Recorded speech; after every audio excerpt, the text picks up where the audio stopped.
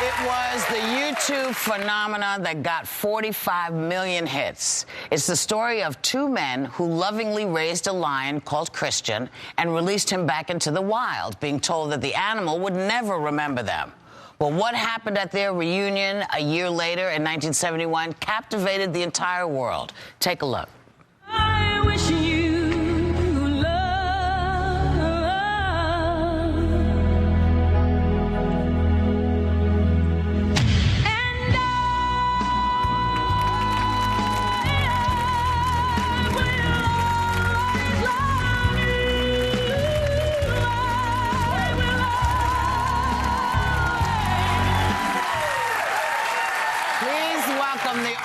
of A Lion Called Christian, Ace Bjork and John Rendell. This is the book. Yeah. You guys. That is something to say. It really is.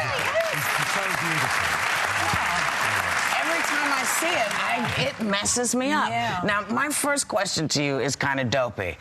Where did you get the lion? I mean, were you walking down the street and there was a lion in the window? We were in London. We were in London, and we were young Aussie tourists in London. We went to Harrods department store on the second floor, amongst the sheepdogs and the Siamese cats and maybe the Burmese blues, was with these two lion cubs for sale.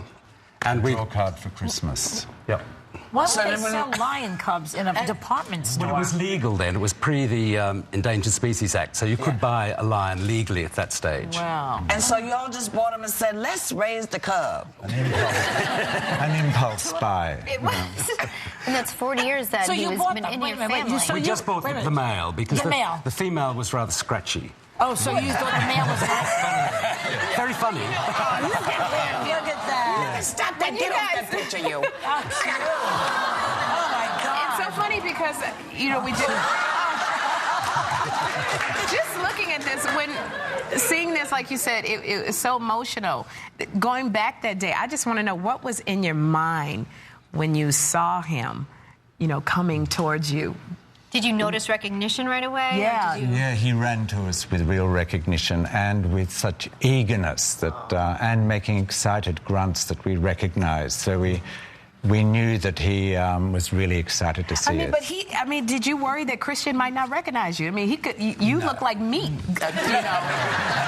We knew him so well. It had been a year, but we'd had him for years. So How we many really years did you have him for? A year in England, and then this was a year later in 71. So you had him for a year and then a year later, and you remember. The important year. But he brought along, Christian, the lion, brought along that day lionesses with him. We didn't like know his them. family. And how did they react to you? Well, they got caught up in the euphoria of the moment as well, but we didn't really know them, and that was sort of quite But they scary. didn't attack you at all. No. They just licked their lips once, and that was it.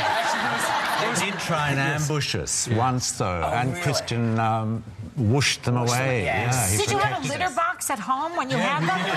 How big a litter box? Quite big. Yeah. Yes.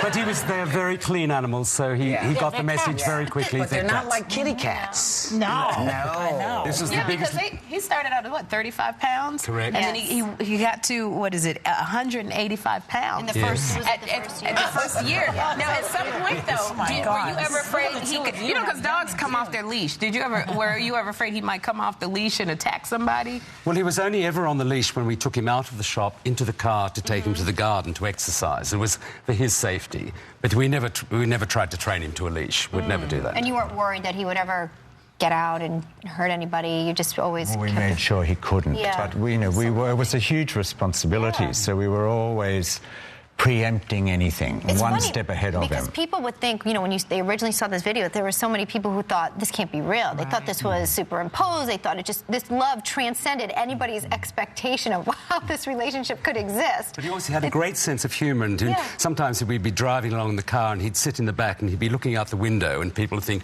well, this is just a stuffed lion. And he'd wait. You knew he'd wait until he had people's attention and then he'd just turn his head. And then, suddenly you hear behind you. We don't know enough about animals, you know? We really don't. This is an extraordinary story. And I bet there are lots of stories out there about animals. Well, how did this end up on the internet? Well, we did actually track down the girl. It was a young American girl in Los Angeles who put it on in 2006. But then it started to... another chap picked it up, and he put the Whitney Houston track on it. That Which we love. Which is the right emotion for it. It really was. Yes. And since so it was 1972 that we saw that, correct? That was the last time we saw him. The last time. And then since then... The one we saw, the YouTube, this is 72. 72, and you can see he's nearly 400 pounds then. This is the last time we saw him. And that's Now, George what was Adamson it on the different? right. The difference in the visits? He was much bigger, more independent. Attached? We were nearly, he loved us still, but we were nearly superfluous to his life, which was the whole idea.